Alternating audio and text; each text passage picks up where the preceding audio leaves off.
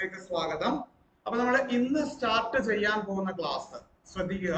നമ്മുടെ BNS-ഉമായിട്ട് ബന്ധപ്പെട്ട ക്ലാസ് നമ്മൾ തീർത്തു, ജൂറിസ്പ്രുഡൻസിന്റെ ക്ലാസ് നമ്മൾ തീർത്തു. ഇന്ന് നമ്മൾ സ്റ്റാർട്ട് ചെയ്യാൻ പോകുന്ന ക്ലാസ് വളരെ പ്രധാനപ്പെട്ട പുതിയ സിലബസ് പ്രകാരം ഏതാണ്ട് 5 മാർക്ക് അതിൽ നിന്ന് 5 മാർക്ക് അതിൽ നിന്ന് തന്നെയുണ്ട്. പിന്നെ നമുക്ക് ഇത് കണക്ട് ചെയ്ത് BSIയിൽ നിന്ന് ഭാരതീയ BNS ന്യായ സംഹിതയിൽ നിന്നും ഭാരതീയ നാഗരിക് സുരക്ഷാ സംഹിതയിൽ നിന്നും ഒക്കെ ചോദ്യങ്ങൾ വരാം. അപ്പൊ നമ്മൾ ഇന്ന് സ്റ്റാർട്ട് ചെയ്യാൻ പോകുന്ന ടോപ്പിക് എന്ന് പറയുന്നത് എന്താണ്? ഭാരതീയ സാക്ഷ്യ അധിനിയം ആണ്. ശ്രദ്ധിക്കുക, നമ്മുടെ ടോപ്പിക് ഏതാണ്? ഭാരതീയ സാക്ഷ്യ അധിനിയം. അപ്പൊ നമ്മളിവിടെ ആദ്യം മനസ്സിലാക്കേണ്ട കാര്യം എന്താണ്? ദ ഭാരതീയ സാക്ഷ്യം അധിനിയമം ഈസ് ദി സബ്സ്റ്റിറ്റ്യൂട്ട് ഫോർ എന്താണ്, അല്ലെങ്കിൽ is the substitute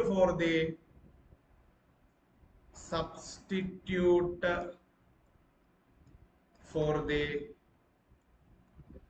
Indian Evidence Act 1872. Okay, 1872 Indian evidence act അല്ലെങ്കിൽ ഇന്ത്യൻ തെളിവ് നിയമത്തിന് 2023 വിത്ത് timely additions and omissions.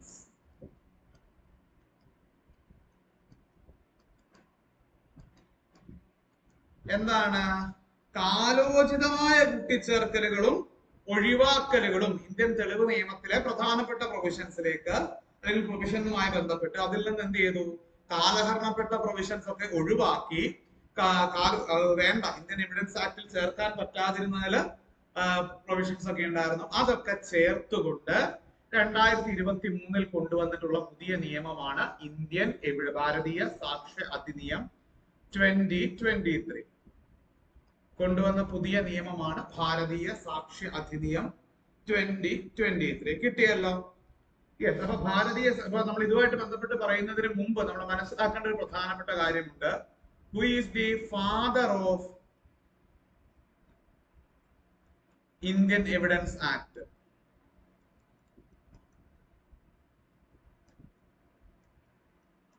Indian തെളിവ് നിയമം 1872 ഇന്ത്യൻ തെളിവ് നിയമം എഴുതിയുണ്ടാക്കിയ അല്ലെങ്കിൽ ഇന്ത്യൻ തെളിവ് നിയമത്തിന്റെ പിതാവ് ആരാണ് എന്ന് ചോദിച്ചു കഴിഞ്ഞാല് നമുക്കത് കൃത്യമായിട്ട് പറയാൻ സാധിക്കണം. ആരാണ് ഇന്ത്യൻ തെളിവ് നിയമത്തിന്റെ പിതാവ്? James Stephen. ആരാണ്? James Stephen. ഇന്ത്യൻ തെളിവ് നിയമത്തിന്റെ പിതാവ് ആരാണ്? James Stephen. അതുകൂടെ ഒന്ന് ജസ്റ്റ് ഓർത്ത് വെക്കുക. അപ്പൊ നമ്മളിനി നമ്മുടെ ഭാരതീയ സാക്ഷ്യ അധിനിയമത്തിലേക്ക് പോവുകയാണ്. അപ്പൊ അതിനു മുമ്പ് ഭാരതീയ സാക്ഷ്യ അധിനിയമവുമായിട്ട് ബന്ധപ്പെട്ട് നമ്മൾ പറഞ്ഞു കഴിഞ്ഞാൽ എന്താണ്? ദിസ് പ്രൈമർലി ഡീൽസ് വിത്ത് ഇത് എന്തുമായിട്ടാണ് ഡീൽ ചെയ്യുന്നത്? This primarily deals with evidence അല്ലെ? ഇതിന്റെ പ്രൈമറി ഡീൽ ചെയ്യുന്ന ഒരു സംഭവം. ഓക്കെ, ഇന്ത്യൻ തെളിവ് നിയമം എന്തിനെ കേന്ദ്രീകരിച്ചിരിക്കുന്നു അല്ലെങ്കിൽ എന്തിനെ ചുറ്റിപ്പറ്റിയാണ് ഇന്ത്യൻ തെളിവ് നിയമം ഇരിക്കുന്നത്? യെസ്, എന്തിനെ ചുറ്റിപ്പറ്റിയാണ് ഇന്ത്യൻ തെളിവ് നിയമം ഇരിക്കുന്നത്? യെസ്, എവിഡൻസ് എന്ന് പറയുന്ന ഒരു കോൺസെപ്റ്റ് ആണ്. അപ്പൊ നമ്മളിവിടെ മനസ്സിലാക്കേണ്ട കാര്യം, വാട്ട് ഈസ് ദിസ് എവിഡൻസ്? ഈ എവിഡൻസ് എന്ന് പറഞ്ഞു കഴിഞ്ഞാൽ എന്താണ്? ഓക്കെ, എവിഡൻസ് എന്ന് പറഞ്ഞു കഴിഞ്ഞാൽ എന്താണ്?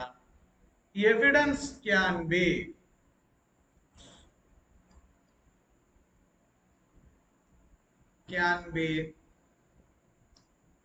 എനിത്തിങ്. ആ എനിത്തിങ്ങിൽ എന്തൊക്കെ വരുമെന്ന് നമ്മളിപ്പോ പറയും. Anything that can be used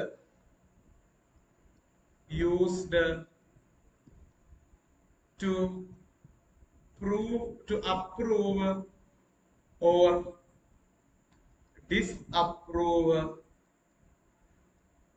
the fact in issue. അപ്പൊ നമ്മളിവിടെ മനസ്സിലാക്കേണ്ട ഒന്നാമത്തെ കാര്യം വന്നിരിക്കുന്നു. എന്താണ്? എനിത്തിങ്, എന്തുമാകാം. അത് ചിലപ്പോൾ എന്താകാം? ഓറൽ ആകാം, ഡോക്യുമെന്ററി ആകാം, ടാഞ്ചബിൾ ആകാം, ഇൻടാഞ്ചബിൾ ആകാം, ഓക്കെ, കൊറാബറേറ്റീവ് ആകാം, കൺക്ലൂസീവ് ആകാം, അങ്ങനെ എന്തുമാകാം. That can be anything. Okay, audio evidence ആകാം, വിഷ്വൽ എവിഡൻസ് ആകാം, ഓൾഫാക്ടറി എവിഡൻസ് ആകാം. അങ്ങനെ ഏത് രീതിയിലും എന്ത് ചെയ്യാം, എവിഡൻസ് ആയിരിക്കാം. ആ എവിഡൻസ് നമ്മൾ എന്തിനാണ് യൂസ് ചെയ്യുന്നത്? ഇൻ ഇഷ്യൂ എന്ന് പറയുന്ന ഒരു പ്രധാനപ്പെട്ട ആശയം ഇവിടേക്ക് വരികയാണ്. ഓക്കെ, ഇവിടേക്ക് എന്ത് വരികയാണ്? ഫാക്ട് ഇൻ ഇഷ്യൂ എന്ന് പറയുന്ന ഒരു പ്രധാനപ്പെട്ട ആശയം വരികയാണ്. അപ്പം എന്താണ് ഈ ഫാക്ട് ഇൻ ഇഷ്യൂ? മനസ്സിലാക്കണം എന്താണ് ഈ ഫാക്ട് ഇൻ ഇഷ്യൂ.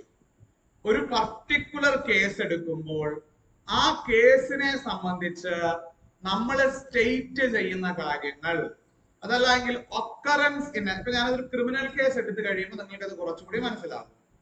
ഒരു പർട്ടിക്കുലർ കേസിനെ എടുക്കുമ്പോൾ അതിലെ അക്കറൻസുകൾ, അതിലെ അതിലെ ഇവന്റുകളെയാണ് നമ്മൾ ഫാക്ട് ഇൻ ഇഷ്യൂ എന്ന് പറയുക. ഇപ്പൊ ഞാനൊരു ഉദാഹരണം പറയാം. ഓക്കെ, ശ്രദ്ധിക്കുക, ഒരു ഉദാഹരണം പറയുന്നത് കേൾക്കുക, ശ്രദ്ധിച്ച് കേൾക്കണേ. ഉദാഹരണത്തിൽ നിന്ന് നമുക്ക് ഒരുപാട് കാര്യങ്ങൾ പഠിക്കാനുണ്ട്. കാരണം ഫാക്ട് ഇൻ ഇഷ്യൂ എന്താണ്? ഈ ഫാക്ട് ഇൻ ഇഷ്യൂ ആണ് നമ്മൾ പ്രൂവ് ചെയ്യേണ്ടത്. ഈ ഫാക്ട് ഇൻ ഇഷ്യൂവിൽ നമുക്ക് എന്തുണ്ടാവും? ഒരു ഇമ്പോർട്ടന്റ് ആയിട്ടുള്ള കീ ഫാക്ട് ഇൻ ഇഷ്യൂ ഉണ്ടാവും. ആ key fact in issue prove ചെയ്യാൻ key fact in issue prove ചെയ്യാൻ സാധിക്കുന്നില്ല എന്നുള്ളത് സംഭവിക്കും, ആ കേസ് പൊട്ടിപ്പോകും. അപ്പം നമ്മളൊരു എക്സാമ്പിൾ എടുക്കുകയാണ്. എ സ്റ്റാൻഡ്സ് ഫോർ അക്യൂസ്ഡ് ആണ്. അക്യൂസ്ഡ് അല്ലെങ്കിൽ കുറ്റാരോപിതൻ. V for victim. Okay, V for ആരാണ്?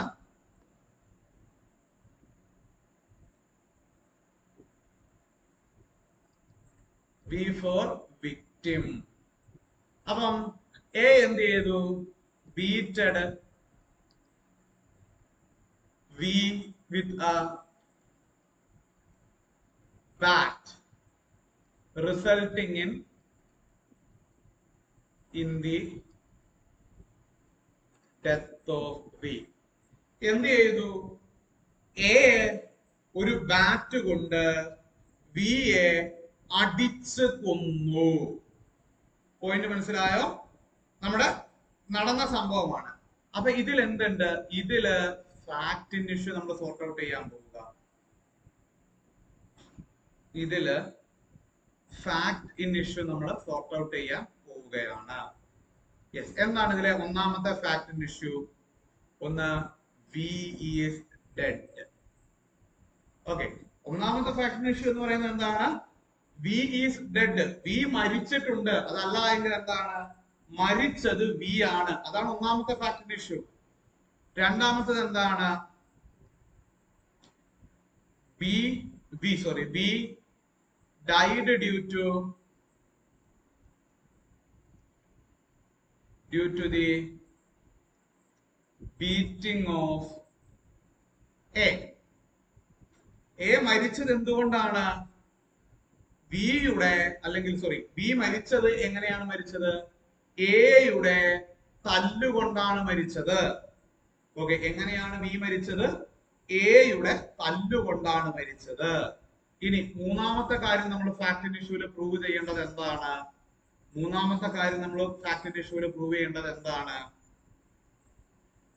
എ ഹാഡ് ആൻ, എന്താ പ്രൂവ് ചെയ്യേണ്ടത്? A had an intention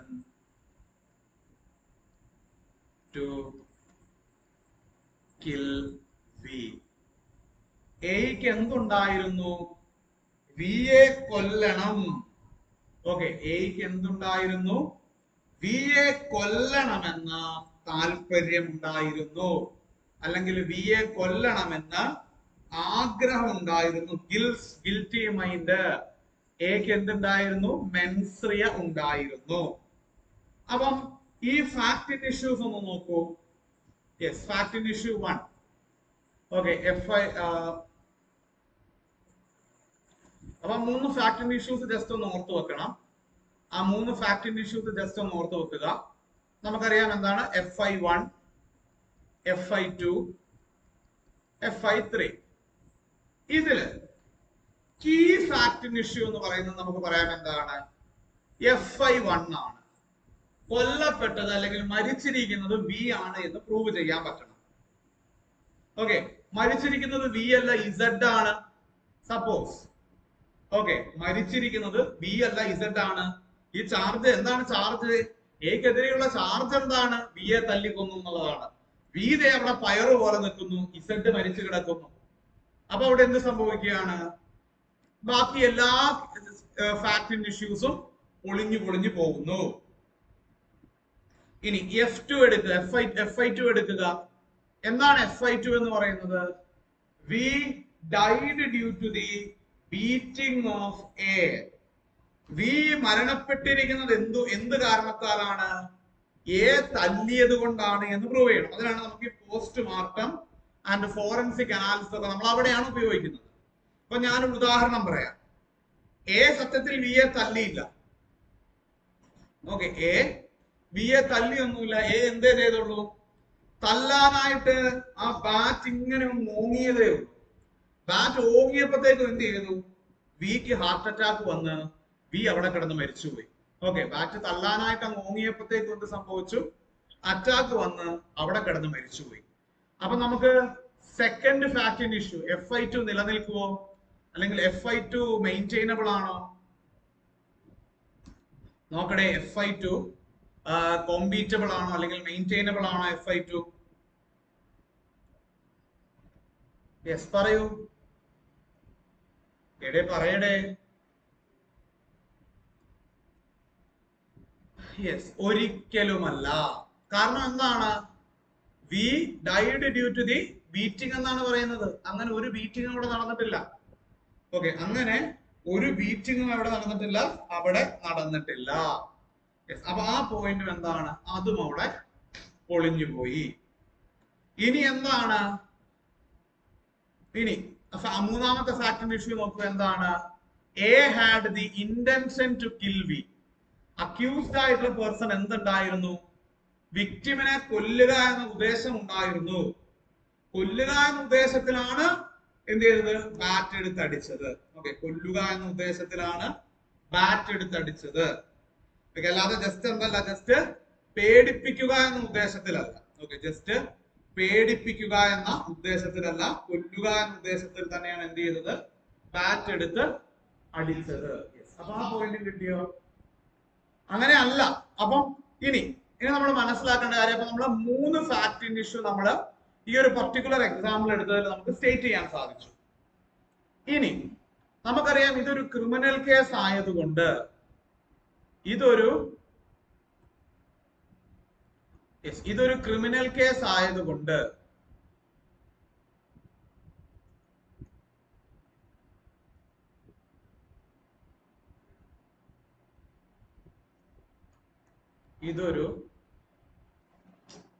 criminal case ആയതുകൊണ്ട് തന്നെ അവിടെ എന്തുണ്ടാവും, സ്വാഭാവികമായിട്ടും 2 പാർട്ടീസ് ഉണ്ടാവും അല്ലെ.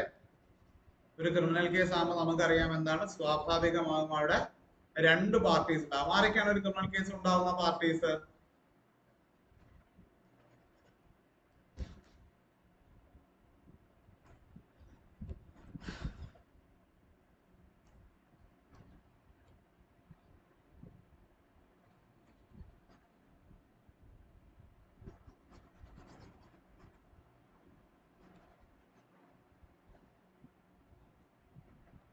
നമ്മളൊരു ക്രിമിനൽ കേസ് കൺസിഡർ ചെയ്യാണ്. നോക്കൂ, ഒരു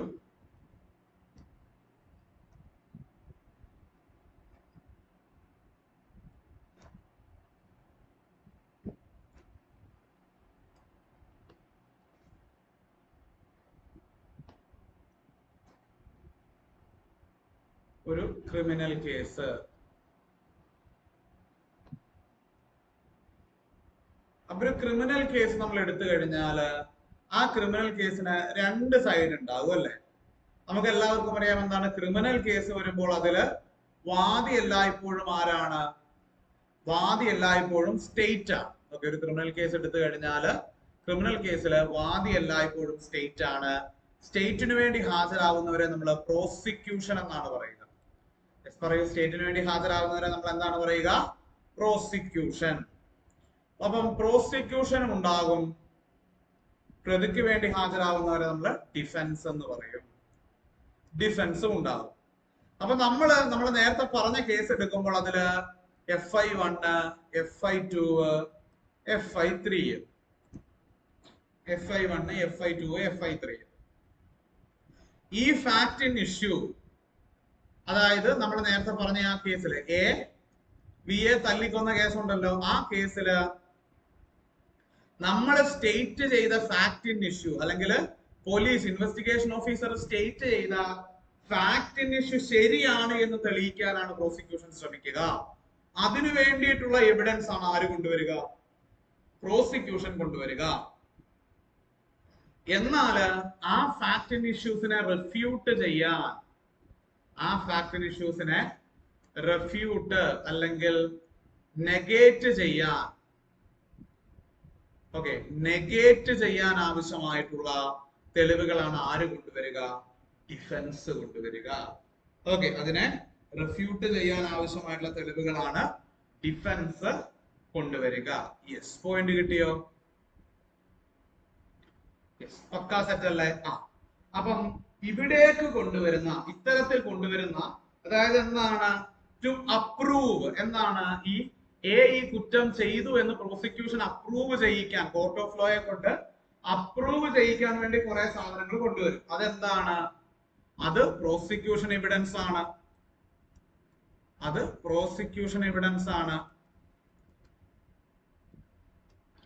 ഓക്കെ, ഇനി അതല്ല, ഇങ്ങനെ ചെയ്തിട്ടില്ല, ഇങ്ങനെ വിയെ തല്ലിക്കൊന്നിട്ടില്ല എന്ന് തെളിയിക്കേണ്ട ബാധ്യത ആർക്കാണ്? അത് ഡിഫൻസ് കൗൺസിലിനാണ്. ഓക്കെ, അത് ഡിഫൻസ് കൗൺസിലിനാണ്. ഡിഫൻസ് അതിനു വേണ്ടിയിട്ട് എന്ത് ചെയ്യും? ഡിഫൻസ് അതിനു വേണ്ടിയിട്ട് to disprove the facts, to disprove the facts, ഫാക്റ്റുകളെ ഡിസ്പ്രൂവ് ചെയ്യുവാൻ വേണ്ടിയിട്ട് എന്ത് ചെയ്യും? അതിനു വേണ്ടിയിട്ടുള്ള കാര്യങ്ങൾ കൊണ്ടുവരും. അതും എന്താണ്? അതും എവിഡൻസ് ആണ്. അതും എവിഡൻസ് ആണ്. പോയിന്റ് മനസ്സിലായോ? അതും എവിഡൻസ് ആണ്. യെസ്. അപ്പം ഇതാണ് സത്യത്തിൽ എന്ത് എന്ന് പറയുന്നത്? എവിഡൻസ് ക്യാൻ ബി എനിത്തിങ്, എന്തുമാകാം. That can be used to, അത് എന്തിനു വേണ്ടിയിട്ടാണ് ഉപയോഗിക്കുന്നത്? To prove. രണ്ട് വാക്കാണുള്ളത്. ഒന്നെങ്കിൽ എന്താണ്? പ്രോസിക്യൂഷൻ പറയുന്നത് പോലെ അത് അപ്രൂവ് ആക്കാം. Either to approve or to disapprove, either to approve or to disapprove the existence of a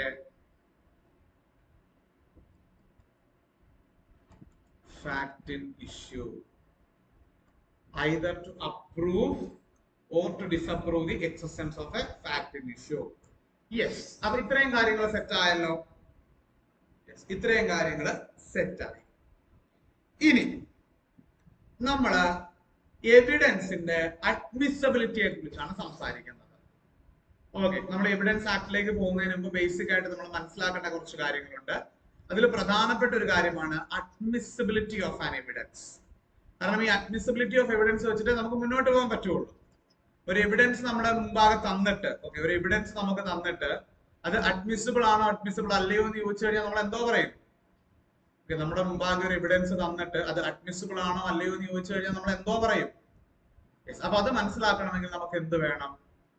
that is admissibility of evidence വേണം. അപ്പൊ നമ്മൾ ജസ്റ്റ് ക്ലാസ്സിലേക്ക് പോകുന്നതിന് മുമ്പ്, എവിഡൻസ് ആക്ടിന്റെ ഇതിലേക്ക് പോകുന്നതിന് മുമ്പ് നമ്മൾ നോക്കുന്ന അടുത്ത പോയിന്റ് എന്താണ്? ഒന്ന് എഴുതൂ. അഡ്മിസിബിലിറ്റി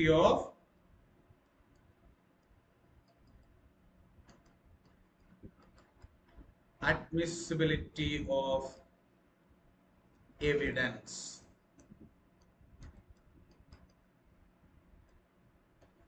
ഇതിൽ നമ്മൾ ആദ്യം മനസ്സിലാക്കേണ്ട ഒന്നാമത്തെ കാര്യം, അഡ്മിസിബിലിറ്റി ഓഫ് എവിഡൻസ് വരുമ്പോൾ നമ്മൾ അഡ്മിസിബിൾ അല്ലാത്ത എവിഡൻസുകൾ ഏതൊക്കെയാണ് എന്ന് മനസ്സിലാക്കുന്നതായിരിക്കും ഏറ്റവും നല്ലത്.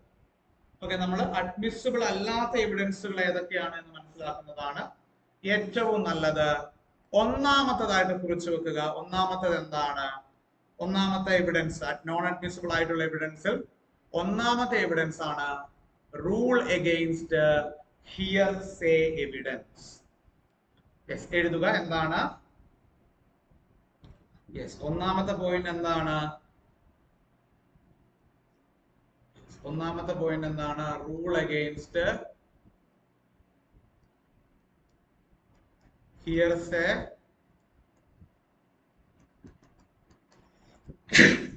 Evidence. Okay, rule against hearsay evidence. അത് നമ്മുടെ മനസ്സിലാക്കേണ്ട ആദ്യത്തെ പോയിന്റ് എന്താണ്? ഇത് എന്താണ് ഈ ഹിയർസേ എവിഡൻസ്? ഹിയർസേ എവിഡൻസ് അതായത് ഒരു ഒഫൻസ് നടക്കുകയാണ്. എ വി എ കുത്തി. ഓക്കെ, എ വി എ കുത്തി. അത് വിറ്റ്നസ് ആയ ഡബ്ല്യു കണ്ടു. പക്ഷെ ഡബ്ല്യു അത് എന്നോട് പറഞ്ഞു. ഓക്കെ, ഡബ്ല്യു കണ്ടു എന്ന് ഡബ്ല്യു കോടതിയിൽ പറഞ്ഞില്ല. കോടതിയിൽ ഡബ്ല്യു പറയുകയുമില്ല. അപ്പൊ ഞാൻ കോടതിയിൽ പോയി പറയുകയാണ്. എന്താണ്? My Lord, okay, Mr. W, who was the witness of that act, told me that he had seen A stabbing B. A V യെ കുത്തുന്നത് W കണ്ടെന്ന് W എന്നോട് പറഞ്ഞു. ഓക്കെ, W കണ്ടെന്ന് W എന്നോട് പറഞ്ഞു എന്ന് ഞാൻ കോടതി മുമ്പാകെ പോയി പറഞ്ഞു കഴിഞ്ഞാൽ അത് അക്സെപ്റ്റബിൾ ആണോ എന്നുള്ളതാണ് ചോദ്യം. അതിന്റെ ഉത്തരം ഒന്നേ ഉള്ളൂ, ഇറ്റ് ഈസ് നോട്ട് അക്സെപ്റ്റബിൾ. അതിന്റെ ഉത്തരം ഒന്നേ ഉള്ളൂ. എന്താണ്? അത് അക്സെപ്റ്റബിൾ അല്ല. പോയിന്റ് കിട്ടിയോ? അത് അക്സെപ്റ്റബിൾ അല്ല. ഇനി അപ്പൊ ഇതാണ് ഹിയർസേ എവിഡൻസ് എന്ന് പറയുന്നത്. അതായത് എന്താണ്? ദി ഇൻഫോർമേഷൻ, അതല്ല എങ്കിൽ എന്താണ്? The evidence so called is obtained from the witness, but endana, but the person making the testimony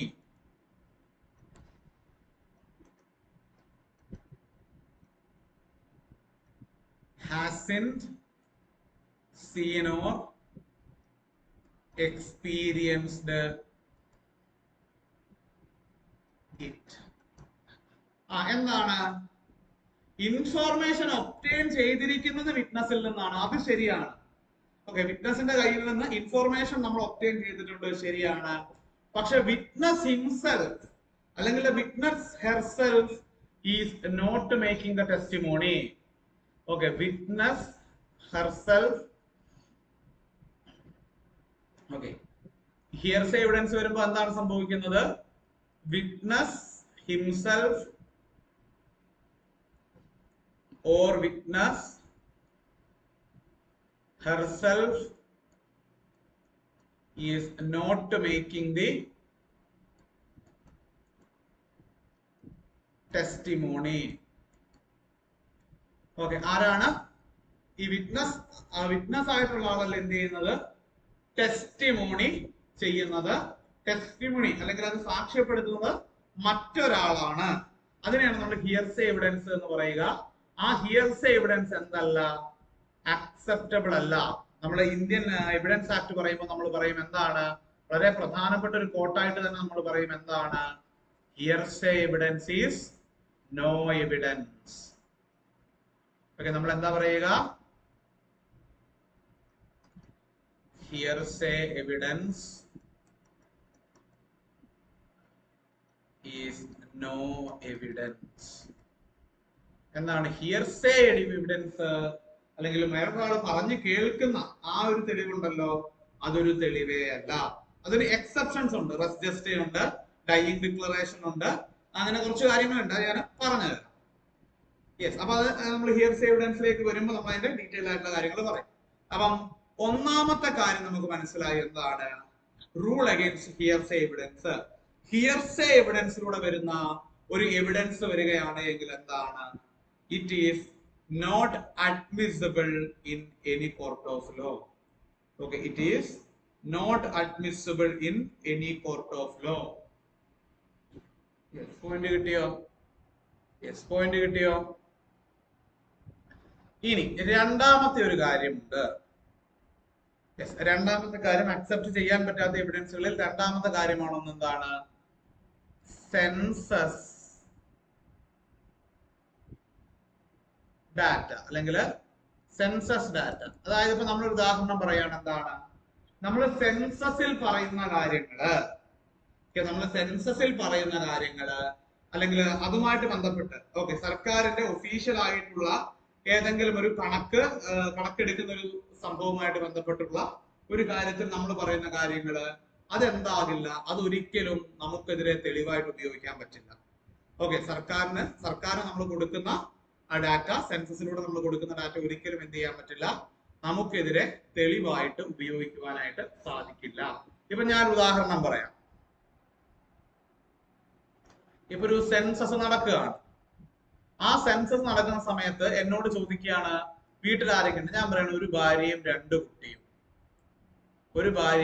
രണ്ട് കുട്ടികളും ഉണ്ട് എന്ന് ഞാൻ പറയുകയാണ്. അപ്പം സെൻസസിന്റെ ആൾക്കാർ ചോദിക്കുകയാണ്, അല്ല നിങ്ങൾ സത്യം പറയണം. അങ്ങനെയാണെങ്കിൽ മാത്രമേ ഞങ്ങൾക്ക് ഇത് ഡാറ്റ കളക്ട് ചെയ്ത് കൺസോളിഡേറ്റ് ചെയ്യാൻ പറ്റുള്ളൂ എന്ന് പറയാണ്. അപ്പൊ ഞാൻ തലയൊക്കെ ചൊറിഞ്ഞുകൊണ്ട് പറയുകയാണ്, എനിക്ക് ഇവിടെ ഒരു ഭാര്യ, നാട്ടിൽ ഒരു ഭാര്യയും 4 മക്കളും തമിഴ്നാട്ടിലുണ്ട് എന്ന് പറയുകയാണ്. അപ്പം എന്ത് ചെയ്തു? ഡാറ്റ എഴുതി. 6-ന് 2 ഭാര്യയും 6 മക്കളും ഉണ്ട് എന്ന് എഴുതി. പക്ഷെ എന്താണ്, ഈ ഡാറ്റ സെൻസസിന്റെ റെക്കോർഡുകളിൽ മാത്രമേ കീപ്പ് ചെയ്യാൻ പറ്റുള്ളൂ. ഇത് നമുക്ക് എന്തായിട്ട് എടുക്കാൻ പറ്റില്ല. സെൻസസ് കളക്ഷന്റെ സമയത്ത് അദ്ദേഹം ഇങ്ങനെ പറഞ്ഞു, അതുകൊണ്ട് എന്ത് ചെയ്യാൻ പറ്റില്ല, അതൊരു എവിഡൻസ് ആയിട്ട് എടുക്കണമെന്ന് കോർട്ട് ഓഫ് ലോ മുമ്പാകെ നമുക്ക് റിക്വസ്റ്റ് ചെയ്യാനായിട്ട് സാധിക്കുകയില്ല. അപ്പൊ സെൻസസ് ഡാറ്റ എന്ന് പറയുന്നത് എന്താണ്? അത് ഇൻഅഡ്മിസിബിൾ ആയിട്ടുള്ള ഒരു എവിഡൻസ് ആണ്. അത് എവിഡൻസ് ആയിട്ട് കണക്ട് ചെയ്യാനായിട്ട് പറ്റില്ല. മറ്റൊന്ന് എന്താണ്? മൂന്നാമത്തത്, settlements made during arbitration or mediation.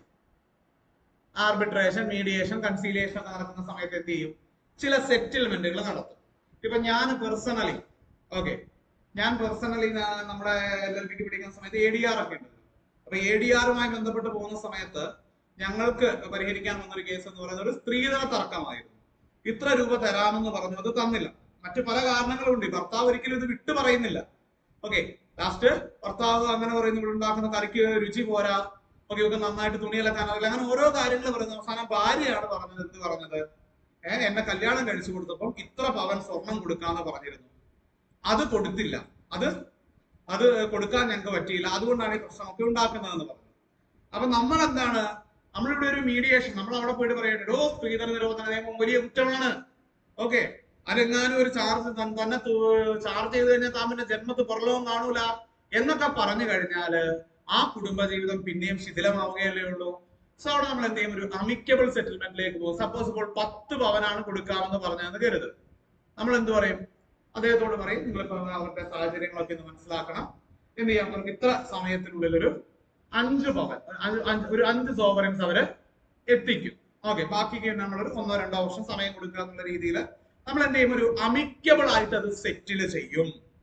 അപ്പൊ 2 കൂട്ടരും എന്ത് ചെയ്യും? ഒപ്പിട്ട് തരും. ഒപ്പിട്ട് കഴിഞ്ഞിട്ടുണ്ടെങ്കിൽ നാളെ ഈ പെണ്ണ് ഇതും കൊണ്ട് കോടതിയിലോട്ട് പോവുകയാണ്. എന്താണ്? ഇതാ സ്ത്രീധനം മേടിക്കുന്നത്, കരാർ ഒപ്പിട്ട് സ്ത്രീധനം മേടിച്ചു എന്ന് പറഞ്ഞാൽ എവിഡൻസ് ആയിട്ട് സ്വീകരിക്കാൻ പറ്റും? അത് പറ്റില്ല. കാരണം എന്താണ്? അതൊരു സെറ്റിൽമെന്റിൽ കൊണ്ടുവന്നതാണ്.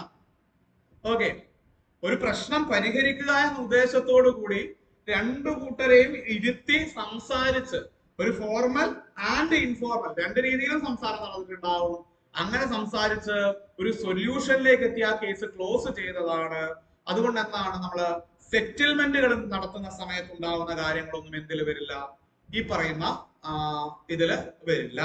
അതൊന്നും എവിഡൻസ് ആയിട്ട് നമുക്ക് കണക്കാക്കാൻ പറ്റില്ല. ഇപ്പം ഒരു കേസൊക്കെ കോടതിയിൽ നടക്കുന്നുണ്ട്, നമ്മള് ഇന്ററിം സെറ്റിൽമെന്റ് ബോർഡിന് കൊടുത്ത ഡാറ്റ അത് തെളിവായിട്ട് സ്വീകരിക്കാൻ പറ്റില്ല എന്നൊക്കെ പറഞ്ഞു.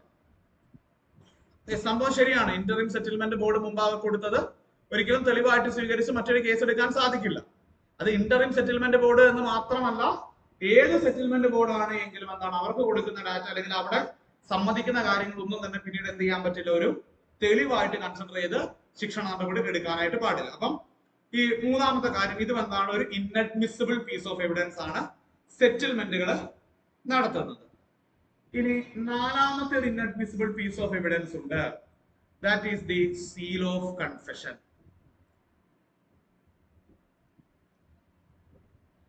ഓക്കെ, നാലാമത്തെ ഒരു ഇൻഅഡ്മിസിബിൾ പീസ് ഓഫ് എവിഡൻസ് ആണ് സീൽ ഓഫ് കൺഫെഷൻ എന്ന് പറയുന്നത്. അതായത് ഇപ്പൊ ഞാനൊരു ഉദാഹരണം പറയാണ്. ഇപ്പം ക്രിസ്ത്യൻ മതവിഭാഗത്തിൽ പെടുന്നവരെ സംബന്ധിച്ചിടത്തോളം എന്താണ്, അവർക്ക് വളരെ ഇമ്പോർട്ടന്റ് ആയിട്ടുള്ള ഒരു സാക്രമെന്റ് ആണ്, അവർക്ക് വളരെ ഇമ്പോർട്ടന്റ് ആയിട്ടുള്ള ഒരു സാക്രമെന്റ് ആണ് എന്ത് എന്ന് പറയുന്നത്, കൺഫെഷൻ അല്ലെങ്കിൽ കുംഭസാരം എന്ന് പറയുന്നത്. അപ്പൊ ഇങ്ങനെ കുംഭസാരിക്കുന്ന സമയത്ത്, ഒരു വ്യക്തി, ഇപ്പം എ എന്ന വ്യക്തി, അക്യൂസ്ഡ് എന്ന വ്യക്തി പി എന്ന പ്രീസ്റ്റിനോട് കൺഫസ് ചെയ്യുമ്പോൾ പറയണം, അച്ഛാ ഞാൻ ഒരാളെ കൊന്നു, ഒരു അബദ്ധം പറ്റിപ്പോയതാ, കൊല്ലണം എന്ന് കരുതി കൊന്നതല്ല, പറ്റിപ്പോയതാ, ഞാൻ ഒരാളെ കൊന്നു. ശവം ഞാൻ ഇന്ന സ്ഥലത്ത് കുഴിച്ചിട്ടിട്ടുണ്ട്. അതൊന്നും ഒരിക്കലും പൊന്തി വരുമൊന്നുമില്ല, പക്ഷെ എന്താണ്, എനിക്കിത് മനസ്സിൽ കൊണ്ടു നടക്കാൻ കഴിയുന്നില്ല, അതുകൊണ്ട് ഞാനൊന്ന് കുമ്പസാരിച്ചാന്ന് പറയുന്നത്. അച്ഛൻ പറഞ്ഞു ആയിക്കോട്ടെ. അച്ഛൻ പറഞ്ഞു ആയിക്കോട്ടെ. അങ്ങനെ അച്ഛൻ എന്ത് ചെയ്തു, അച്ഛൻ രാത്രി ഈ കുമ്പസാരം കേട്ട് അച്ഛൻ കിടക്കാൻ പോയി. അച്ഛൻ കിടക്കാൻ പോയിട്ട് അച്ഛൻ തിരിഞ്ഞും മറിഞ്ഞും കിടന്നിട്ടൊന്നും അച്ഛൻ ഉറക്കം വരുന്നില്ല. കാരണം എന്താണ്, വലിയൊരു ഭാരമാണ് അച്ഛന്റെ മനസ്സിലിരിക്കുന്നത്. എന്താണ്, ഒരു കൊലപാതകം, ആരും അറിയാതെ തേച്ചു മായ്ച്ചു കളയുന്ന ഒരു കൊലപാതകത്തിന്റെ ഒരേ ഒരു അവശേഷിപ്പ്, അല്ലെങ്കിൽ അതിനെ അത് തെളിയിക്കാൻ കഴിയുന്ന ഒരേ ഒരു വ്യക്തി താനാണ് എന്ന് അദ്ദേഹത്തിന് തോന്നി.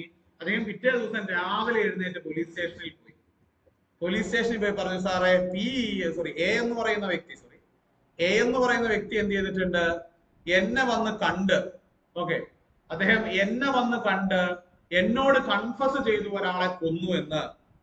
അതുകൊണ്ട് അദ്ദേഹത്തിനെതിരെ കേസ് എടുക്കണം, ഞാനിത് ഏത് കോടതിയിൽ വേണമെങ്കിലും വന്ന് പറയാമെന്ന് പറയുകയാണ്. അപ്പൊ സ്വാഭാവികമായിട്ടും കോർട്ട് ഓഫ് ലോ എന്ത് ചോദിക്കും, താങ്കളുടെ അടുത്തത് പറഞ്ഞു കഴിഞ്ഞാൽ താങ്കൾ അത് പുറത്തു പറയാൻ പാടുവോ? താങ്കളോട് കൺഫെഷനിൽ പറഞ്ഞ കൺഫെഷണൽ സീക്രട്ട്, കുംഭസാര രഹസ്യം എന്ന് പറയുന്ന കൺഫെഷൻ സീക്രട്ട് ഒരു കാരണവശാലും എന്ത് ചെയ്യാൻ പറ്റില്ല, പുറത്തു പറയാൻ പറ്റില്ല. അങ്ങനെ പറഞ്ഞു കഴിഞ്ഞാൽ തന്നെ എന്താണ്, അതിന് evidentiary value court of law അത് എവിഡൻസ് ആയിട്ട് കണക്കാക്കില്ല. ഇത്രയും കാര്യങ്ങളാണ് നമ്മൾ എന്ത് ചെയ്യുന്നത്, ഇൻഅഡ്മിസിബിൾ ആയിട്ടുള്ള എവിഡൻസുകളായിട്ട് കണക്കാക്കുന്നത്. ഇൻഅഡ്മിസിബിൾ ആയിട്ടുള്ള എവിഡൻസ് ആയിട്ട് നമ്മൾ കണക്കാക്കുന്നത് ഇത്രയും കാര്യങ്ങളാണ്. ഈ 4 കാര്യങ്ങൾ ഓർത്ത് വെക്കുക. ഇനി പല കേസുകളിലും പല എവിഡൻസ്, ഇത്രയും കാര്യങ്ങൾ പ്രൈമാ ഫേഷ്യ തന്നെ ഇൻഅഡ്മിസിബിൾ എവിഡൻസുകളാണ്. ഇനി ചില കേസുകളിൽ, ഇപ്പം ഞാൻ ഉദാഹരണം പറയുന്നത് സ്നിഫർ ഡോഗ് അല്ലെങ്കിൽ ട്രാക്കിംഗ് ഡോഗ്, അതിന്റെ പാർട്ട്, അത് ചില കേസുകളിൽ അത് എവിഡൻസ് ആയിട്ട് അക്സെപ്റ്റ് ചെയ്യും. ചില കേസുകളിൽ കോടതി സ്നിഫർ ഡോഗിന്റെ ട്രാക്ക് ചെയ്ത് ഇവിടെ പോയെന്ന് പറയുമ്പോഴേ കോടതി എടുത്തിട്ട് ആറ്റിക്കളയും. അത് കേസ് ബൈ കേസ് എന്ത് ചെയ്യും, അഡ്മിസിബിലിറ്റിയും ഇൻഅഡ്മിസിബിലിറ്റിയും മാറി മാറിയിരിക്കും. പക്ഷെ ഞാൻ ഈ പറഞ്ഞ 4 കാര്യങ്ങൾ എന്താണ്, ആകാശം ഇടിഞ്ഞു വീണാലും ഈ 4 കാര്യങ്ങളും അക്സെപ്റ്റ്, ആകാശം ഇടിഞ്ഞു വീണാലും ഈ 4 കാര്യങ്ങൾ എന്താണ്, അത് അഡ്മിറ്റ് ചെയ്യില്ല. ഹിയർസേ എവിഡൻസിന് എക്സെപ്ഷൻസ് ഉണ്ട് കേട്ടോ, അത് ഞാൻ പറഞ്ഞുതരാം. ഇനി അടുത്തത് നമ്മൾ ചില വാക്കുകൾ പഠിക്കണം. ഒന്നാമത്തെ വാക്ക് എന്ന് പറയുന്നത് അത് നമുക്കിനി അങ്ങോട്ട് പഠിക്കുമ്പോൾ വരുന്നതാണ്, ദാറ്റ് ഈസ് അപ്രൂവർ.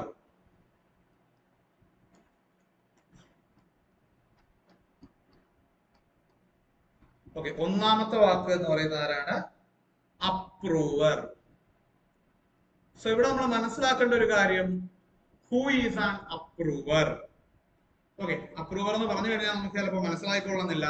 ഞാൻ അതിന്റെ മലയാളം പറയാം, അപ്പൊ എല്ലാവർക്കും മനസ്സിലാക്കും. ആരാണ്, മാപ്പുസാക്ഷി. എന്നാണ് മാപ്പുസാക്ഷി? അതായത് when 2 or more persons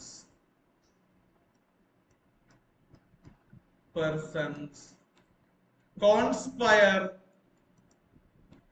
and decide an unlawful design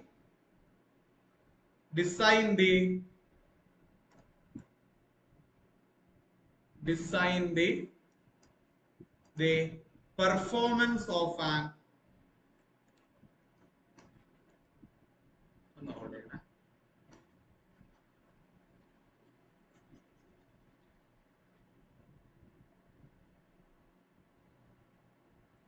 approver ആരാണ്?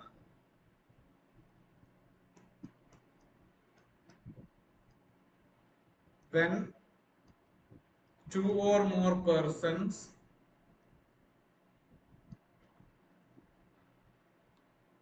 conspires and decide the performance of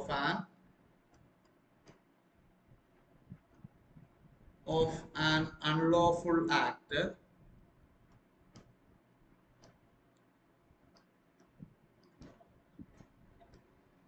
any person among them may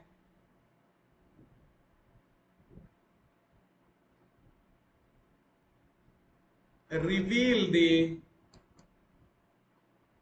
plan and role of each members to the inquiry officer. Okay, he is known as a approver. ഇത് നമുക്ക് correct ആയിട്ട് ഈ പറയുന്ന പോലെ definition അല്ല കേട്ടോ. നമുക്ക് എന്താണ് അപ്രൂവർ എന്ന് നമുക്ക് മനസ്സിലാവുന്ന ഡെഫിനേഷൻ ആണ്. നമ്മൾ സെക്ഷൻ 2 എടുക്കുമ്പോൾ ഞാൻ ഓരോ ഡെഫിനേഷൻസ് ആയിട്ട് പറഞ്ഞുതരാം. സെക്ഷൻ 2 എടുക്കുമ്പോൾ നമ്മൾ ഓരോ ഡെഫിനേഷൻസ് ആയിട്ട് ഞാൻ പറഞ്ഞുതരാം. അപ്പം അപ്രൂവർ ആരാണ് എന്ന് നോക്കുക. എന്താണ്? when two or more persons, രണ്ടോ അതിലധികമോ ആളുകൾ ചേർന്നുകൊണ്ട് ഒരു അൺലോഫുൾ ആക്ടിവിറ്റി ചെയ്യുവാൻ വേണ്ടി കോൺസ്പയർ ചെയ്യുന്നു, ഒരു അൺലോഫുൾ ആക്ടിവിറ്റി ചെയ്യുവാൻ വേണ്ടിയിട്ട് ഗൂഢാലോചന നടത്തുന്നു, അതിനു വേണ്ടിയിട്ട് എന്ത് ചെയ്യുന്നു? ഒരു ഡിസൈൻ തയ്യാറാക്കുന്നു. ഒരു അൺലോഫുൾ ആക്ടിവിറ്റി ചെയ്യുവാൻ വേണ്ടിയിട്ട് കോൺസ്പയർ ചെയ്യുകയും അതിനു വേണ്ടിയിട്ട് ഒരു ഡിസൈൻ തയ്യാറാക്കുകയും ചെയ്യുന്നു. എന്നാൽ during the time of performance, during the performance or എന്താണ്? or on completion of the performance, ആ പെർഫോമൻസിന്റെ സമയത്തോ അതല്ല വൺസ് അൺലോഫുൾ ആക്ടിവിറ്റി കംപ്ലീറ്റ് ചെയ്ത് കഴിഞ്ഞപ്പെട്ടാലോ എന്ത് സംഭവിച്ചു കഴിഞ്ഞാലും എന്താണ്?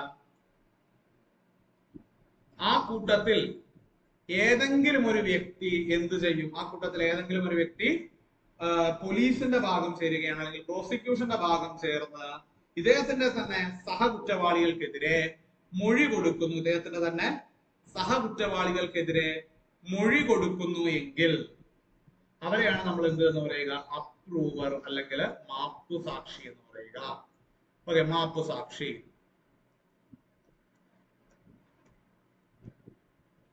ഓക്കെ, അപ്പം ഈ അപ്രൂവറുടെ മൊഴി എവിഡൻസ് ആണോ?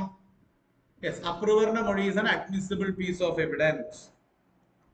Is an admissible piece of evidence ആണ്. യെസ്, അപ്പൊ അത് ജസ്റ്റ് ഒന്ന് ഓർത്ത് വെക്കുക. ഇനി നമ്മൾ വേർഡുമായിട്ട് ബന്ധപ്പെട്ട അല്ലെങ്കിൽ ഇതുമായിട്ട് ബന്ധപ്പെട്ട വാക്കുകൾ പഠിക്കുന്നതിൽ അടുത്തൊരു വാക്ക് നമ്മൾ പഠിക്കേണ്ടത് ശ്രദ്ധിക്കുക. നിങ്ങൾ എല്ലാവരും കേട്ടിട്ടുള്ള ഒരു വാക്കാണ്. അത് നിങ്ങൾ എല്ലാവരും കേട്ടിട്ടുള്ള ഒരു വാക്കാണ്. നോക്കൂ, ഏതാണ്?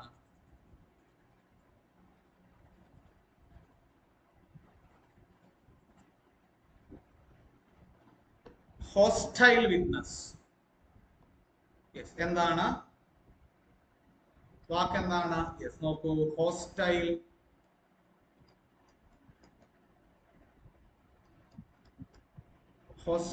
വിറ്റ്നസ്. അതായത് നമ്മൾ എന്ത് പറയും? മലയാളത്തിൽ നമ്മൾ കൂറുമാറിയ സാക്ഷി എന്ന് പറയും.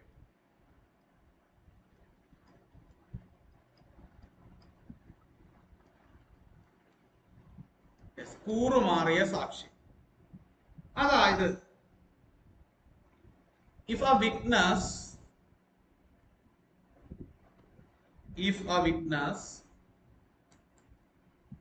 gives, if a witness gives a statement which is in favor of the prosecution to the police, but takes a different stand, like take a contrary stand during the trial. എന്താണ് പോലീസിന് മൊഴി കൊടുക്കുമ്പോൾ നമ്മൾ പറയാണ്, ഈ വ്യക്തി പറയണം എന്താണ്, ഞാൻ കണ്ടതാ സാറേ, ഓക്കെ, എ ബി എ കുത്തുന്നത് ഞാൻ എന്റെ ഈ കണ്ണുകൊണ്ട് കണ്ടതാ സാറേ എന്ന് പറഞ്ഞുകൊണ്ട് നമ്മൾ എന്ത് ചെയ്യും, ഇത് മൊഴി കൊടുക്കും. ഓക്കെ, അപ്പം സപ്പോസ് എന്താണ്, witness W, okay, witness W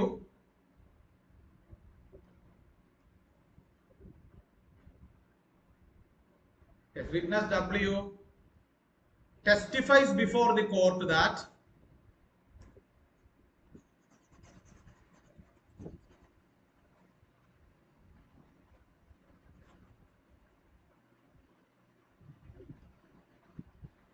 witness W testifies before the court that W saw A stabbing B. Okay, A B അല്ല B. A B യെ കുത്തുന്നത് കണ്ണുകൊണ്ട് കണ്ടുവെന്ന് ആര് പറയുകയാണ്,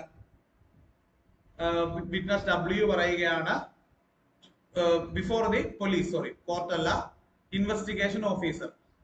ഓക്കെ, ഇൻവെസ്റ്റിഗേഷൻ ഓഫീസറുടെ മുമ്പാകെ പറയുകയാണ് എന്താണ്, കണ്ടു. Okay, to the investigation officer.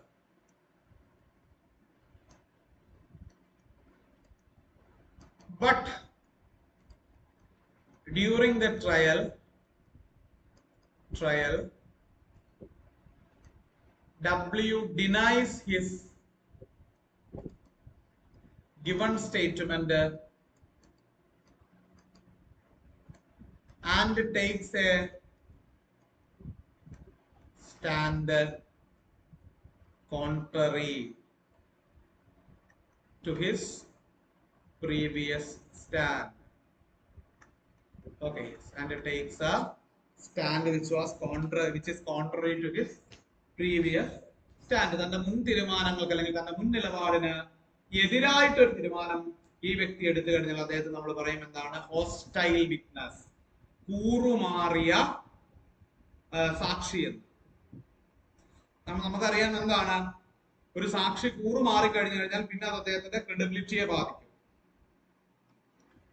Yes, അപ്പം നമുക്കറിയാം എന്താണ്, നമ്മൾ പോലീസിന്റെ മുമ്പിൽ കൊടുക്കുന്ന സ്റ്റേറ്റ്മെന്റ് എന്തല്ല, ക്രിമിനൽ നടപടിക്രമപ്രകാരം CRPC അല്ലെങ്കിൽ ഭാരതീയ നാഗരിക് സുരക്ഷാ സംഹിത പ്രകാരം എന്തല്ല, നമ്മുടെ പോലീസിന് മുമ്പാകെ കൊടുക്കുന്ന മൊഴികൾക്ക് എവിഡൻഷ്യറി വാല്യൂ ഇല്ല. ഇപ്പൊ നമ്മൾ എന്താണ് പറയുക, FIRന്റെ കാര്യം തന്നെ എടുക്കുക. Okay, first information report CRPC 184, CRPC 184 പ്രകാരം നമ്മൾ എടുക്കുന്ന ഫസ്റ്റ് ഇൻഫർമേഷൻ റിപ്പോർട്ടിന് തന്നെ എന്താണ്, വളരെ ലിമിറ്റഡ് ആയിട്ടുള്ള, ഓക്കെ, വളരെ തുലവും കുറവായിട്ടുള്ള എന്ത് മാത്രമേ ഉള്ളൂ, എവിഡൻഷ്യറി വാല്യൂ മാത്രമേ ഉള്ളൂ. തുലവും കുറവായിട്ടുള്ള എവിഡൻഷ്യറി വാല്യൂ മാത്രമേ ഉള്ളൂ. യെസ്, പോയിന്റ് കിട്ടിയോ? പക്കാ സെറ്റ് അല്ലേ, അതിൽ സംശയമൊന്നും ഇല്ലല്ലോ. യെസ്,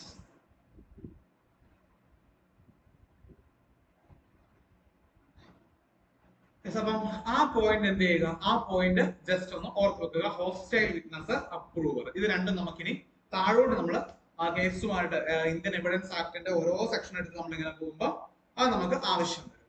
അടുത്ത ഒരു പോർഷനിലേക്ക് നമ്മൾ പോവുകയാണ്, that is the types of evidence. അതുകൂടെ പറഞ്ഞുകൊണ്ട് നമുക്ക് എന്ത് ചെയ്യാം, നമുക്ക് തൽക്കാലം ഇന്നത്തെ ക്ലാസ് നമുക്ക് അവസാനിപ്പിക്കാവുന്നതാണ്. കാരണം ബേസിക് ആയിട്ടുള്ള കാര്യങ്ങളൊക്കെ നമ്മൾ പറഞ്ഞു. യെസ്, ടൈപ്സ് ഓഫ് എവിഡൻസിലേക്ക് നമ്മൾ കടക്കുമ്പോൾ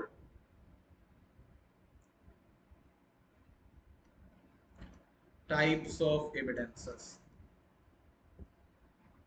നമ്മൾ ടൈപ്സ് ഓഫ് എവിഡൻസസിലേക്ക് കടക്കുമ്പോൾ നമുക്ക് പ്രധാനമായിട്ടും എന്താണ് 2 ടൈപ്സ് ഓഫ് എവിഡൻസസ് ആണ് ഉള്ളത്. ഓക്കെ, ഓരോ പലതരത്തിലുള്ള എവിഡൻസ് ഉണ്ട്. ഇപ്പൊ ഞാൻ എടുക്കുന്നത് എന്താണ്, ഓറൽ എവിഡൻസും ഡോക്യുമെന്ററി എവിഡൻസും.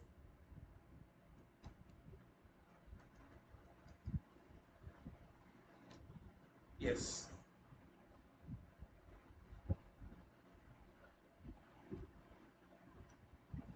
ഓക്കെ, ഓറൽ എവിഡൻസും ഡോക്യുമെന്ററി എവിഡൻസും.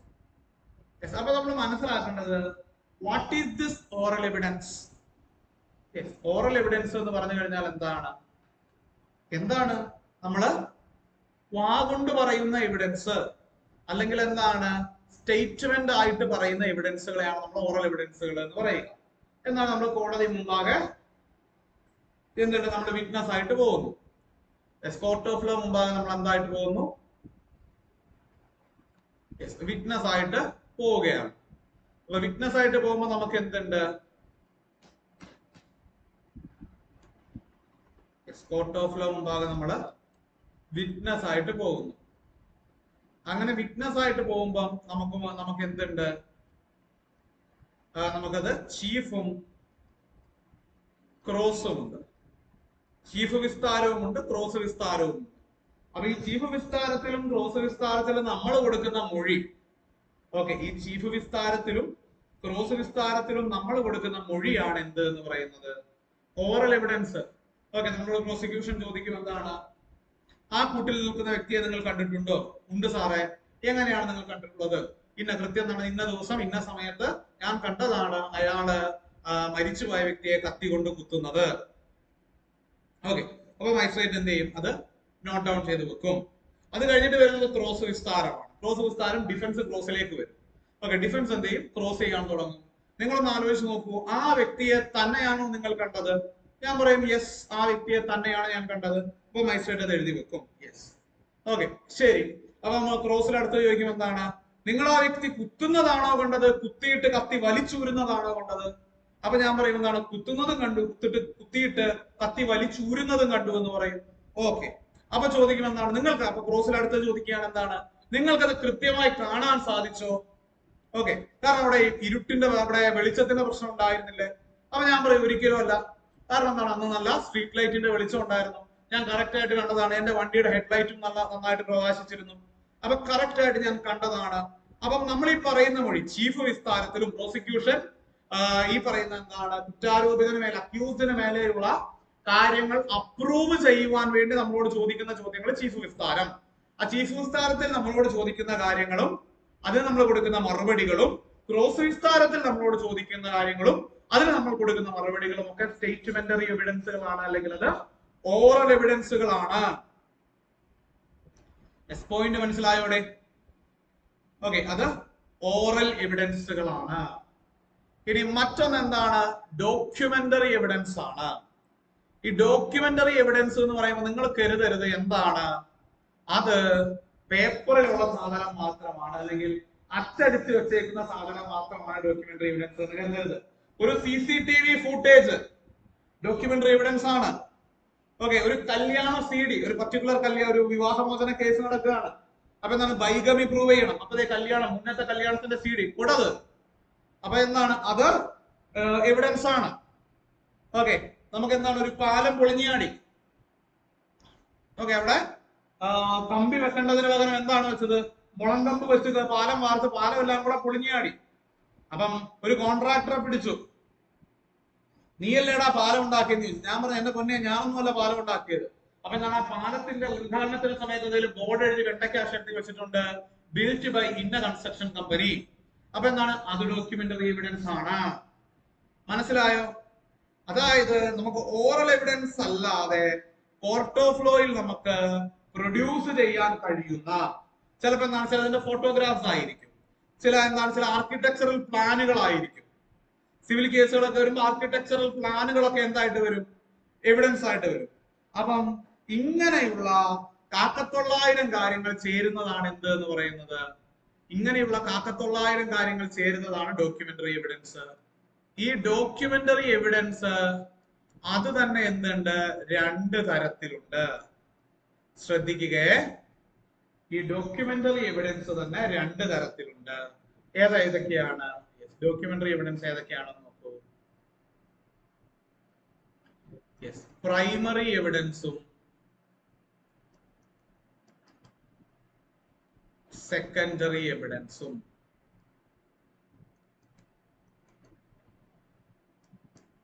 ഡോക്യുമെന്ററി എവിഡൻസ് തന്നെ രണ്ട് തരത്തിലുണ്ട്, പ്രൈമറി എവിഡൻസും സെക്കൻഡറി എവിഡൻസും. അപ്പം ഇവിടെ എഴുതാം എന്താണ് പ്രൈമറി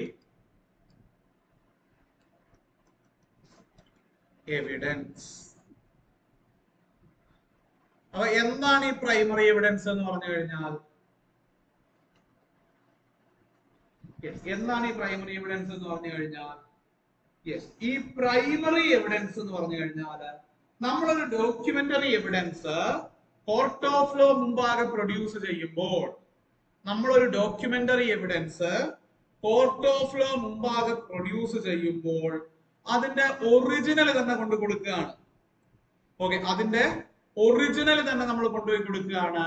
അങ്ങനെ ഒറിജിനൽ തന്നെ നമ്മൾ കൊണ്ടു കൊടുക്കുകയാണെങ്കിൽ അതാണ് എന്ത്, അതാണ് പ്രൈമറി എവിഡൻസ്. അങ്ങനെ ഒറിജിനൽ തന്നെ നമ്മൾ കൊണ്ടു കൊടുക്കുകയാണെങ്കിൽ അതാണ് എന്ത്, അതാണ് പ്രൈമറി എവിഡൻസ്. കിട്ടിയോ? ഇനി എന്താണ്, ഡ്യൂ ടു സം റീസൺസ്, ചില സാങ്കേതിക കാരണങ്ങളാൽ, ചില സാങ്കേതിക കാരണങ്ങളാൽ നമുക്ക് എന്ത് ചെയ്യാൻ കഴിയുന്നില്ല, original documents court of law മുമ്പാകെ പ്രൊഡ്യൂസ് ചെയ്യാനായിട്ട് സാധിക്കുന്നില്ല. നമുക്ക് എന്ത് സാധിക്കുന്നില്ലടേ, original documents court of law മുമ്പാകെ പ്രൊഡ്യൂസ് ചെയ്യാൻ സാധിക്കുന്നില്ല. അങ്ങനെ നമുക്ക് original documents court of law മുമ്പാകെ പ്രൊഡ്യൂസ് ചെയ്യാൻ പറ്റുന്നില്ല എങ്കിൽ നമുക്ക് എന്ത് പ്രൊഡ്യൂസ് ചെയ്യാം, അതിന്റെ അറ്റസ്റ്റഡ് കോപ്പി പ്രൊഡ്യൂസ് ചെയ്യാം. അറ്റസ്റ്റഡ് കോപ്പി പ്രൊഡ്യൂസ് ചെയ്യാം. അതല്ല എങ്കിൽ എന്താണ്, അതിന്റെ മറ്റ് സർട്ടിഫൈഡ് കോപ്പീസ് ഉണ്ട്. അങ്ങനെയുള്ള ഒറിജിനൽ അല്ലാതെ നമ്മൾ പ്രൊഡ്യൂസ് ചെയ്യുന്ന കാര്യങ്ങളെയാണ് നമ്മൾ സെക്കൻഡറി എവിഡൻസ് എന്ന് പറയുക. ഒറിജിനൽ അല്ലാതെ നമ്മൾ പ്രൊഡ്യൂസ് ചെയ്യുന്ന കാര്യങ്ങളെയാണ് സെക്കൻഡറി എവിഡൻസ് എന്ന് പറയുക. ഈ പോയിന്റ് ഒന്ന് ജസ്റ്റ് സൈഡിൽ കുറിച്ച് വെച്ചേക്കണേ. ഈ പോയിന്റ് ഒന്ന് ജസ്റ്റ് സൈഡിൽ കുറിച്ച് വെച്ചേക്കണം. അപ്പൊ പ്രൈമറി എവിഡൻസും സെക്കൻഡറി എവിഡൻസും കിട്ടിയോ? പ്രൈമറി എവിഡൻസ് എന്ന് പറഞ്ഞു കഴിഞ്ഞാൽ തന്നെ എന്താണ്, ഒരു documentary evidence court of law മുമ്പാകെ വെക്കുമ്പോൾ ആ ഡോക്യുമെന്ററി എവിഡൻസ് എന്താണ്, the documentary evidence in itself. The documentary evidence in itself acts as an itself is produced before the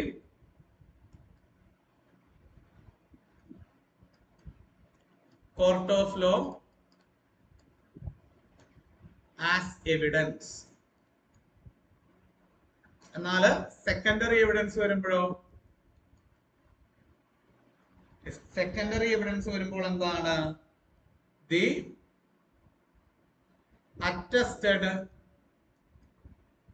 or certified copies is produced before the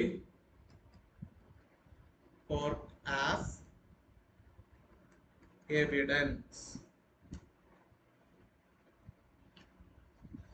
കിട്ടിയോ? അപ്പം ആ point കിട്ടിയെന്ന് കരുതിക്കോട്ടെ. സംശയമൊന്നുമില്ലല്ലോ. ഇനി substantive evidence, corroborative evidence, അങ്ങനെ കുറച്ച് എന്തുണ്ട്, എവിഡൻസിന്റെ മറ്റ് ചെറിയ സബ് ഡിവിഷൻസ് ഒക്കെ ഉണ്ട്. അതൊക്കെ നമുക്ക് എന്ത് ചെയ്യാം, വരും ക്ലാസ്സുകളിൽ നോക്കാവുന്നതേ ഉള്ളൂ. അപ്പൊ നമ്മൾ ഇത്രയും കാര്യങ്ങൾ പറഞ്ഞതില് ഇതുമായിട്ട് ബന്ധപ്പെട്ട് നമ്മൾ ജസ്റ്റ് എവിഡൻസിന്റെ കുറച്ച് കാര്യങ്ങൾ, admissibility of evidence, fact in issue, അത് ഇമ്പോർട്ടന്റ് ആണ് കേട്ടോ. നമുക്ക് ഏതൊരു കേസ് കിട്ടിയാലും അതിന്റെ ഫാക്ട് ഇൻ ഇഷ്യൂ നമ്മൾ സ്റ്റേറ്റ് ചെയ്യാൻ പറ്റും. നമ്മുടെ സക്സസ് എന്താണെന്ന് വെച്ച് കഴിഞ്ഞാല് ഫാക്ട് ഇൻ ഇഷ്യൂ സ്റ്റേറ്റ് ചെയ്ത് ആ ഫാക്ട് ഇൻ ഇഷ്യൂവിലേക്ക് കാര്യങ്ങളെ എത്തിക്കുക. ആ ഫാക്ട് ഇൻ ഇഷ്യൂവിലേക്ക്, ആ ഫാക്ട് ഇൻ ഇഷ്യൂവിൽ സ്റ്റേറ്റ് ചെയ്യുന്ന ഓരോ കാര്യങ്ങളും പ്രൂവ് ചെയ്യാൻ കഴിയുന്നിടത്താണ് നമ്മുടെ വിജയം. ഓക്കെ, അങ്ങനെ പ്രൂവ് ചെയ്യാൻ കഴിയുന്നില്ല എങ്കിൽ എന്താണ്, ഇത് മുഴുവൻ ഡിസ്പ്രൂവ് ആയി പോകും. ഓക്കെ, ഇത് മുഴുവൻ ഡിസ്പ്രൂവ് ആയി പോകും. അത് പിന്നെ എന്താവും, അത് എവിഡൻഷ്യറി അല്ലെങ്കിൽ അത് കേസ് വിട്ടു പോകുന്നതിലേക്ക് കാര്യങ്ങൾ എത്തും. യെസ്, അപ്പൊ നമ്മൾ ഇന്ന് പഠിച്ച കാര്യങ്ങൾ ഒന്നുകൂടെ ജസ്റ്റ് പറഞ്ഞിട്ട് നമുക്ക് മനസ്സിലാകത്തേക്ക് അവസാനിപ്പിക്കാം. ഒന്ന് വാട്ട് ഈസ് എവിഡൻസ് എന്ന് പഠിച്ചു, പിന്നെ എന്താണ് ഫാക്ട് ഇൻ ഇഷ്യൂയെ കുറിച്ച് പഠിച്ചു, പിന്നെ എന്താണ് നമ്മൾ പഠിച്ചത്, പിന്നെ ടൈപ്സ് ഓഫ് എവിഡൻസ്,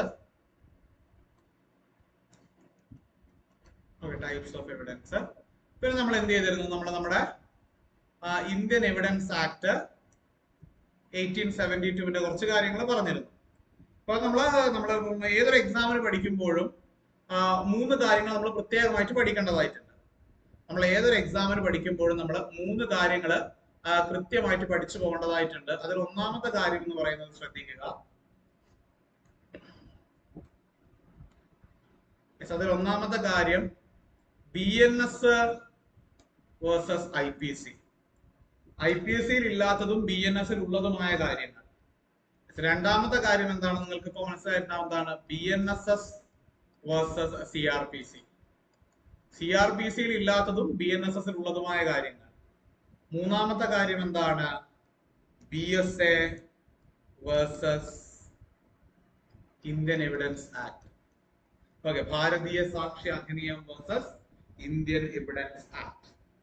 അപ്പം ഈ 3 കാര്യങ്ങൾ, ഇതുമായിട്ട് ബന്ധപ്പെട്ട കാര്യങ്ങളൊക്കെ നിങ്ങൾ എന്ത് ചെയ്യണം, ജസ്റ്റ് ഒന്ന് നോക്കി വെക്കണം. അപ്പൊ തൽക്കാലം എനിക്ക് ഇത്രേ പറയാനുള്ളൂ. സോ ഞാൻ എന്ത് ചെയ്യാണ്, വൈൻഡ് അപ്പ് ചെയ്യാണ്. Thank you, have A great day.